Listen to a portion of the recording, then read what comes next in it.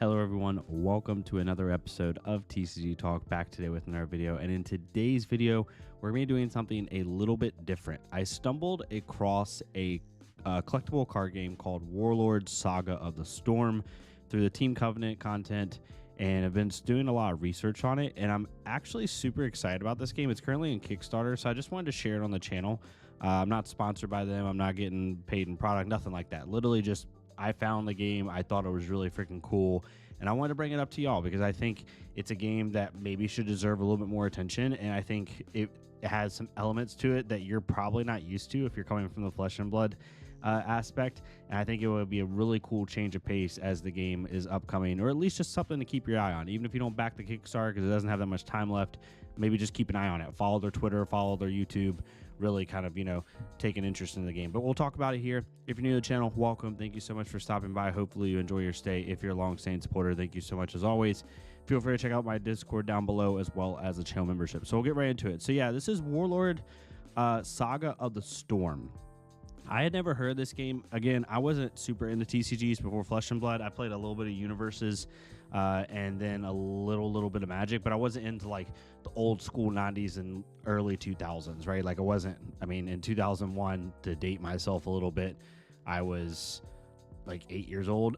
So, I wasn't super into that, but I stumbled across, and I'm gonna bring up this tab. I stumbled across this video. I'm gonna link it down in the description down below. Please go check it out.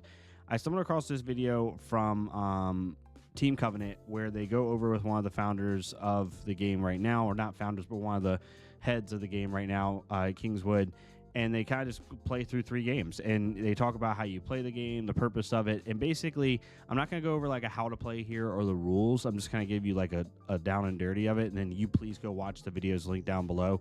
It'll give you a more of a idea. But basically, the board starts like this with like 3, 2, 1, and your back person is your warlord. So it's kind of like a hero in Flesh and Blood. I'm gonna use a lot of Flesh and Blood references here. Get to be okay with it. It's the best way for you to understand it.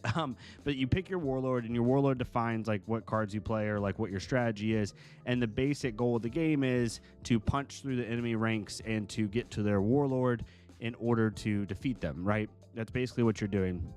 And you hand out orders, which is from your deck and from cards on the field, in order to punch through. And then as the battle unfolds, when cards like get defeated, they go off the board, and basically the rules are you can't have more cards behind than you do in front. So those first 3 that you see in the like first rank, right, of each right here, if like 2 of these die and there's 2 back here and 1 back here, one of these has to fall forward. Then that means since there's 1 here, 1 here, once this one falls forward, then so on and so forth. So you like punch up to the enemy warlord basically, and then you can use cards from your deck to refill certain areas, or potentially use abilities and weapons, equipment, all that other kind of stuff. So it's really, really cool. The biggest dynamic difference from this game to other card games is it has a dice rolling element. Now, dice rolling elements can be a positive or negative. It's kind of a personal preference thing. I love like Dungeons and Dragons. I love board games. So if you're like one of those people, if you love rolling D20, so basically you roll a D20, and the way it works, I'm gonna shift around a little bit here, but I'll try to stay on topic, is they have these like basically offense values on them. Like some of the cards have these offensive power values, and then you're able, when you swing, you roll a d20, and then you add your modifier, which is like what you're swinging for, onto the d20, and if it beats out the defensive value of whatever you're swinging on, then they get a hit point, which is down here. And so it works very similar to Dungeons and Dragons. Now, again, definitely go read the rules, read how to play it. You'll get a better, clearer picture, and hopefully if I messed up on anything, I'm brand new to the game just like you are. It's just my understanding. But I really like that, right? You have different elements of TCGs. You have like the more casual ones, like super casual, and then you have like super hardcore, and then every TCG kind of falls in that realm. Like for me, I know it can be competitive, but like Lorcana falls into a really casual category, right? Whereas Flesh and Blood falls into hyper competitive. Sorcery TCG is also a little bit more casual. It does have some competitive elements to it, but really the game should be played casually.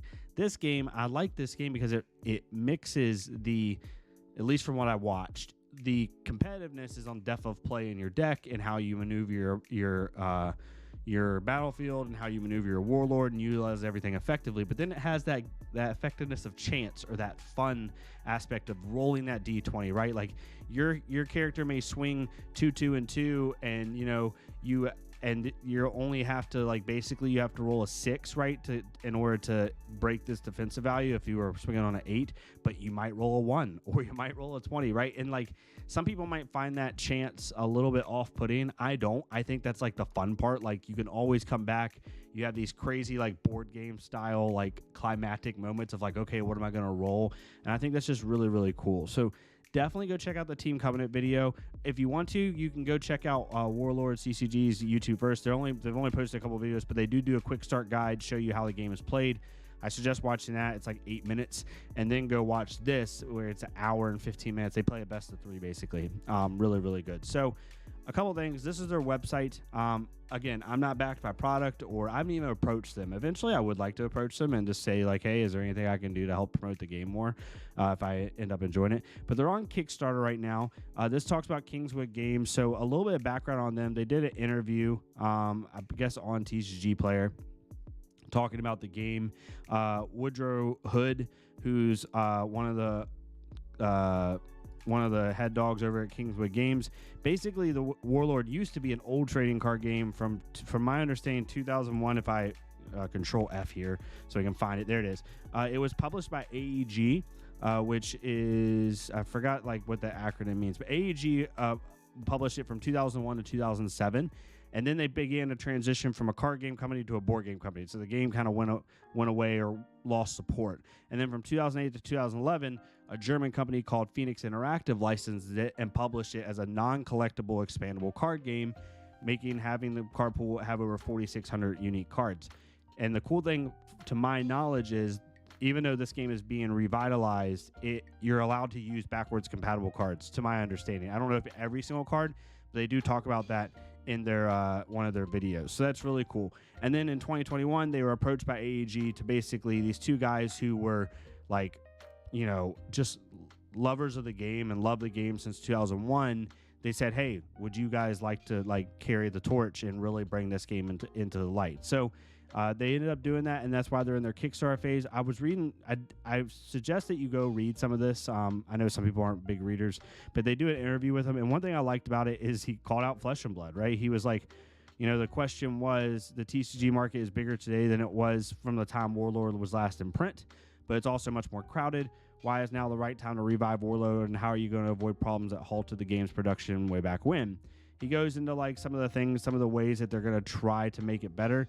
And then he said, I know there's a focus on out-of-box collectability and IP layups, but I look to industry heroes like Flesh and Blood and Sorcery Contested Realm for inspiration. I know this is just one line, and I don't know the person personally, but I will say, he said, publishers from both of these games essentially said, we don't care what the current formula is, we're going to do what we want.